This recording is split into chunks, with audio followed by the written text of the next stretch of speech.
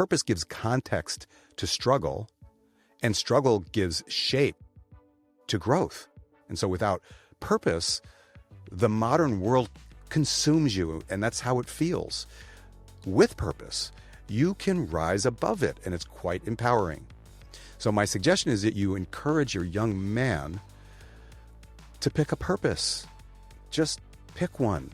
Don't get wrapped up in making the perfect choice.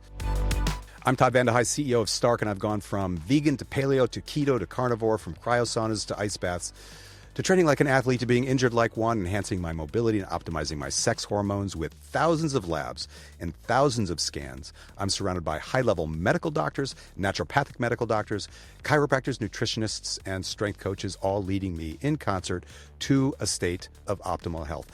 I'm here to share that journey with you, regardless of your age, your genes, or your medical conditions.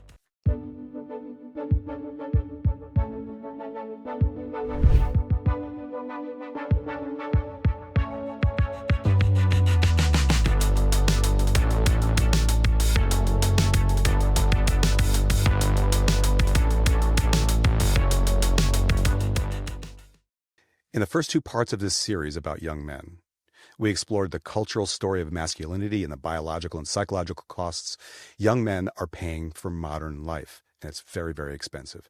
Now it's time to talk about what comes next. How do we rebuild purpose, vitality, and strength in a way that's integrated and sustainable and meaningful, with heavy consideration paid to technology and our modern way of life? I find this topic fascinating, and as a father and being surrounded by young men, this is one of the most relevant concerns I have to the health of the human body and the communities as we push forward with technology. Let's start with the concept of purpose. Purpose is the foundation. And in today's environment where we're continually barraged with information and social media posts, exhibiting everybody's experiencing the perfect life, my best life, whatever that means, purpose really gets lost. Purpose gets fragmented and confusing. Young men are getting hammered by being alpha mailed by the sense that the world is passing them by, which is exaggerated grossly by social media.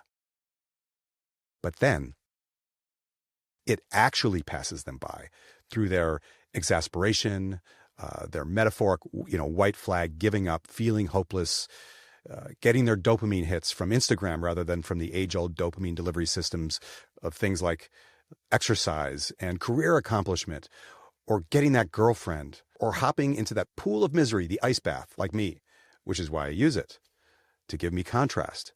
In my opinion, when a young man knows why he's doing something, and the how becomes far easier. Purpose gives context to struggle, and struggle gives shape to growth.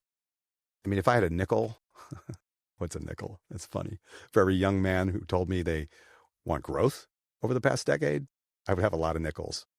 This sense of struggle is something that young men are working very hard to avoid in pursuit of work-life balance, the avoidance of things like burnout, while at the same time suppressing masculinity in and among our society is in vogue.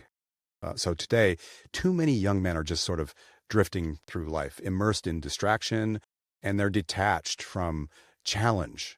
So the antidote certainly isn't more comfort. As a matter of fact, I can make a sound argument that the antidote is less comfort and even some strategically placed experiences of misery, like the things that you sometimes see me do on Instagram. The antidote is mission. And so whether that mission is school, if they're in school, or work if they're working, or family if they have one, or their family that they grew up in, personal growth, direction gives life structure. And so without purpose, the modern world consumes you, and that's how it feels. With purpose, you can rise above it, and it's quite empowering. So my suggestion is that you encourage your young man to pick a purpose. Just pick one. Don't get wrapped up in making the perfect choice. Just pick one. Maybe that's the biggest mistake, is you picked the wrong purpose. But make mistakes. Encourage them to make mistakes. Learn how to self-soothe, or encourage them to self-soothe when they fail. Learning how to dedicate oneself to a purpose, even if it's not well thought through, and then failing, it helps young men develop into wise older men. Exercise, all forms of this, is a very small example and it's a very basic foundational tool. Do things that you don't want to do, basically. Do things that are slightly miserable. And your young man will feel a greater sense of joy in their accomplishment, a greater sense of their own power if they follow behind you, observing while you do these things. Get them to do those things. Get them to feel physically miserable. Get them to do things that are scary emotionally. I remember having a conversation with my son about this years and years ago. And his name's Jack. And I'm like, Jack, just go into the grocery store. And if you see a cute girl checking you out, say hi to her, make eye contact with her, ask her what her name is. Do something that's hard. Do something that's scary. Do something that you haven't done before, that's awkward, and get comfortable with that. That's a part of the developmental process. The avoidance of it, which seems to be what people want today, actually, we have all wanted to avoid discomfort. That's how we are designed, evolutionarily speaking. But we don't have to be uncomfortable today. So we have to, in order to have your young man develop, you have to encourage him to do things that are difficult, to do things that are uncomfortable.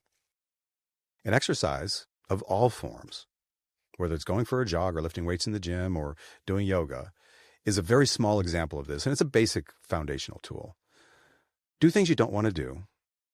Be miserable. And your young man will have a greater sense of joy in their accomplishments. And they'll learn to recognize the greater sense of power that they have. And those are all developmental concepts. Speaking of power, humans, especially men, were never designed to do life alone. Community provides accountability and belonging and challenge, and is a tool or becomes a tool for becoming more resilient. So young men, they need older men. They need mentors who model what strength and purpose look like. They also need peers who push them, joke with them, and remind them that they're not alone. That last statement is a critical one. Remind your young men that they are not alone. Remind them to not be alone. A tribe transforms isolation into connection. It's really the modern cure for a primal wound. Young girls and young women, or fully grown women or mature women, are naturally wired to face obstacles in groups, to do it among friends. Boys and men aren't inherently designed to face obstacles alone. It's largely learned through cultural expectations. Evolutionarily, cooperation and social bonds were vital for survival in both sexes. However, many societies have long reinforced independence and emotional control and self-reliance in males as masculine, while encouraging communal support and emotional sharing in females. The difference is more about conditioning than about biology. And today, right now, that type of conditioning is the antithesis of what we need to help young men move forward. So I think we have to pivot culturally because technology is forcing us to pivot. So in today's environment, as leaders among our young men, and I'm trying to recruit you all into that project, we need to encourage healing with the support of the other young men or older men or people in general, but not in isolation. Don't allow them to become isolated. As a parent, discipline is very important to me, so let's talk about that as well. Discipline in raising young men to become young and exceptionally healthy older men is really quite important. And I see among my friends of my kids and other young men with whom I'm surrounded and very concerned about the lack of things like hard conversations, the lack of structure, the lack of expectation, the lack of criticism from leaders to young men. The basic ritual of pulling someone aside and expressing disappointment, making eye contact with an uncomfortable pause, is a very old way in which to express with words and nonverbal the emotional feelings and communication you're pushing out through that pause. Those expressions of feedback a young man will never forget. That uncomfortable feeling that they have through that communication, those comments, the negative criticism, the uncomfortable pauses, that feeling that they have is uncomfortable. It hurts. That's the feeling of them being shaped. And as an adult who is involved in the shaping, it's important that you understand that you are doing this young man a service, something that will shape them to become great adults is really important. Even though you can see the deep sadness and the negativity that they're experiencing, those are all developmental expressions. Discipline. It's important that we have it. It's important that we deliver it. It's not punishment. It's freedom, and it anchors young man's energy and helps direct it. And with that negative feedback or criticism or discipline, also having simple routines in place like consistent training, clean nutrition, sleep, prayer, mindfulness, they all create or help create momentum and control. And the point isn't perfection. It's the presence of you in their lives delivering these concepts. So in a world built on instant gratification, long-term discipline is rebellious almost. And it's the most reliable path to power. So use discipline, express discipline, exhibit discipline, have them observe you expressing discipline. I mean, we're talking about leadership, leading these young men. They need it. And the most basic and easily launched is leading by example. Lead by example. Take care of your body, take care of your mind, receive criticism well from others while they observe you. Give it to your young men with love, but do not be easy on them. Imagine their potential and give them negative feedback or positive feedback surrounding what they're actually designed to accomplish, which is something beyond you probably can even imagine. They are wired for accomplishing great things. Have that in mind when you're interacting with them, that they are designed for accomplishing great things. They will see that belief in your eyes, and they're going to want to naturally rise to the occasion. And when things don't go well, this is according to psychologists and psychiatrists, be sure to positively affirm effort more than outcomes. So if somebody tries hard, if you're a young man tries hard and fails, encourage them around the effort, not the outcomes. It is the effort that is so critical. And failure is a part of the development of success. And so you want them to fail within the safe confines of your oversight. Because at some point that 14-year-old boy is going to turn into a 25-year-old man and be making big decisions, hopefully, without your supervision. So just be there, provide oversight, and encourage the effort. And invariably, the effort is going to lead to failure, and teach them how to deal with that failure. And that all, of course, will enable them to become powerful and independent and fulfilled. And we all want that for the people that we love. Switching gears just a minute. You know I'm entirely engrossed in the concept of optimal health. To ensure this isn't confusing or seemingly off mission for me, physical, emotional, and spiritual health aren't separate. They're different expressions of the same system. When a man eats well, when a man moves well and sleeps deeply, his mood stabilizes. His clarity of thought improves. Pain and shame associated with the body dissolve through this process, and they're replaced with energy and with optimism. As a more advanced concept, when he learns to name his emotions, his relationships improve.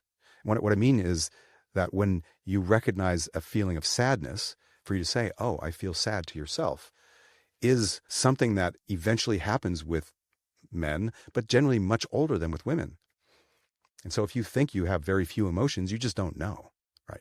As a young man, learning how to name those emotions will enable the young man's relationships to improve, meaning the young man will be deeper into the community that's so important to them. It's a critical part of the development of becoming an adult and feeling like you have purpose. And that sense of purpose is going to enable the young man to weather a broad range of obstacles that he's going to face, hopefully at some point in his life. When he connects to something bigger than himself, whether it's God, family, purpose, he finds meaning. I know you want your young boy to find meaning. The integration of those things means living a life that makes sense, living a life that's joy-filled. The same habits that strengthen the body, they strengthen the mind, and they strengthen the spirit. Lifestyle, exercise, nutrition, stress management, they all shape that mind, body, and spirit, providing the building blocks for enabling that young man to develop on an emotional level, to develop into the man for which he was designed. And it's kind of like cutting a steak with a steak knife. It glides through the meat with little effort because it was designed to do that. The experience of being in that young man's body, when it's used for the purpose for which it was designed, is a lifetime of satisfaction and joy. So we want to encourage that masculinity. This generation of young men facing unprecedented challenges, but also, I think, unprecedented opportunity. The next decade will divide men, this is kind of scary as the words come out of my mouth, into two groups. Those consumed by distraction and those who reclaim the design of their masculinity. So within the Stark ecosystem, we see the possibility of a movement of young men choosing purpose over passivity, pursuing strength over being comfortable, pursuing contribution over consumption. It sounds maybe too good to be true. To give, to model how to give, to exhibit how to lead. We have to exhibit how to lead. That's how you build leaders, fathers, protectors. That's how you change the future. So I hope this maybe draws some further awareness to some of the challenges that we face, and like I described, some of the opportunities. So if part one in the series was about understanding the cultural story, part two revealed the biological and psychological costs, and in this final part, part three, it's about taking responsibility and writing a new story, because we are definitely heading down the wrong road. A story where young men live with intention. They surround themselves with a tribe or community. They respect and honor their bodies like in the past, and pursue meaning over being distracted. Because in the end, health isn't a finish line. It's a direction. It's a series of skills, when one laid over another, develop into what you can become fully as a human and fully as a young man. And when young men begin walking that path, the world really gets better for everyone. And if you want to learn more about how Stark is helping people live stronger, healthier, and more purpose-driven lives, you can find us at stark.health. That's stark.health.